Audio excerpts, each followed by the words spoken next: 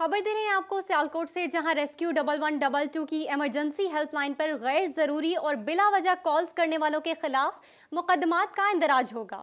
Update कर रहे हैं आपको सियालकोट से, जहां रेस्क्यू 1122 ने इमरजेंसी हेल्पलाइन पर गैर जरूरी और बिला वजह कॉल्स करने वालों के खिलाफ अब घेरा तंग कर लिया है और इनके खिलाफ मुकदमा दर्ज करने का फैसला कर लिया है।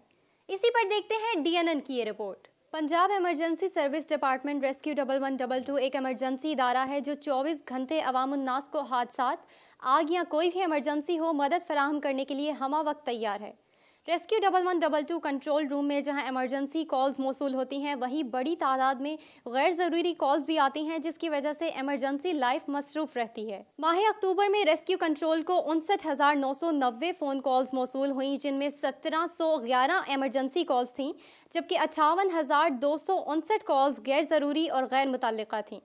हेल्पलाइन मसरूफ़ होने की वजह से किसी भी ज़रूरतमंद या मुतासिरा शख्स की बर वक्त इमदाद में ताख़ीर भी हो सकती है। District emergency officer engineer Naveed Iqbal ने अवामुन्नास को मतला करते हुए कहा है कि पंजाब इमरजेंसी सर्विस एक्ट 2006 के सेक्शन 24 और 25 और टेलीग्राफ एक्ट के तहत गैर ज़रूरी और बिला वजह फ़ोन कॉल्स करने वालों के खिलाफ कानूनी कार्रवाई अमल में लाई जाएगी, जिसकी सज़ा 6 माह कैद, 50,000 रुपये तक जुर्माना या दोनों भी हो सकती हैं। इसलिए आप सबसे इल्तिमास है कि जिम्मेदार शहरी का सबूत देते हुए इमरजेंसी नंबर 1122 को बिला वजह मसरूफ़ न रखें। इससे आपके ही किसी प्यारे की ज़िंदगी को ख़तरा लाहिक हो सकता है।